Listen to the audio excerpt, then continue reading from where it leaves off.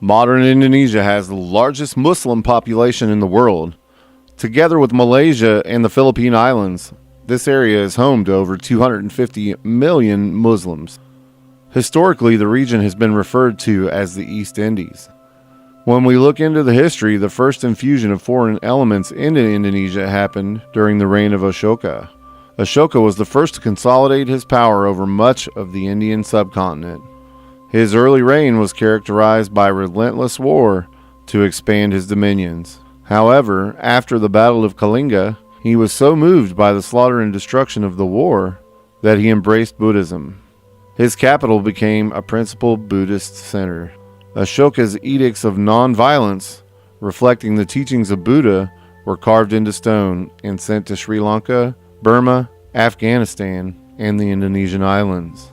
In the 4th century, northern India was consolidated under the Gupta Empire. Emperor Chandragupta extended his kingdom through conquest, marriage, and diplomacy over much of the Indian subcontinent.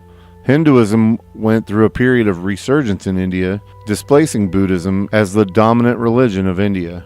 The patronage of the royal court encouraged Hindu ideas to travel far and wide. However, it was southern India that was the primary vehicle for the transmission of Hinduism to the area surrounding Indonesia.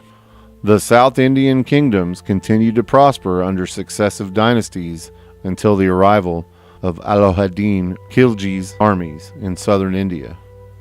Trade between West Asia and East Asia predates the Islamic period. Merchants from Yemen and the Persian Gulf followed the monsoons to the coast of Malabar, and from there to the islands of Sri Lanka, Java, and Sumatra. This trade mushroomed with the onset of Islam. The powerful Abbasids of Baghdad especially encouraged global trade. To the west, trade caravans traversed the Sahara through West Africa, deep into what is today Ghana and Nigeria. To the east, the Silk Road to China was brisk with activity. Seaborne trade was not far behind. Muslim merchants, both Arab and Persian, plied the Indian Ocean and captured the bulk of the trade with India and East Africa, Indonesia, and China. Colonies of merchants grew up in Gujarat, Malabar, Sri Lanka, Sumatra, and all along the East African coast. Al-Masudi records that in the year 877, during the reign of Tang Emperor Hai Sung, there was a colony of almost 200,000 Muslims in Canton, China. A peasant rebellion in 887 forced these Muslims to flee and settle in Kedah on the west coast of Malaya. The merchant colonies along the rim of the Indian Ocean grew in size and prosperity between the years 750 and 1100. Impressed by the honesty and integrity of these merchants, a large number of Malays accepted Islam. The immigrants did not force their own customs and culture on the local population.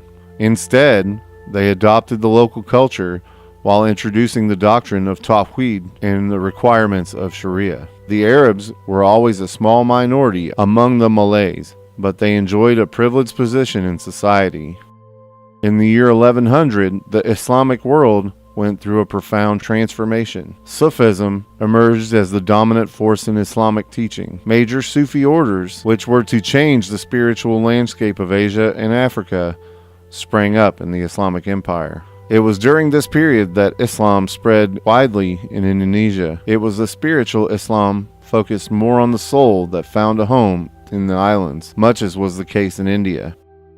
During the 13th and 14th centuries, the Muslim world was reeling from Mongol invasions. Many of the ulama, Sufi sheikhs, and merchants fleeing this destruction found refuge in Delhi.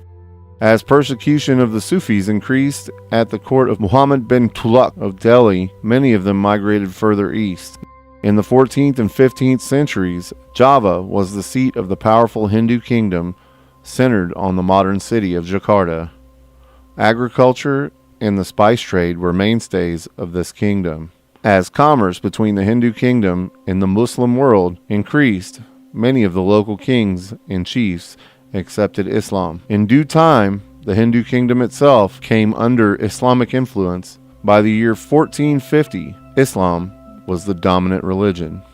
Islam spread like a beacon, carried from island to island for almost 400 years. Each time the inhabitants of an island accepted Islam, they themselves became the standard bearers of the new faith and worked hard to convert others. By the time the Portuguese and Spanish arrived on the scene in the 16th century, the entire archipelago was either under the sway of Islam or on its way to becoming Muslim.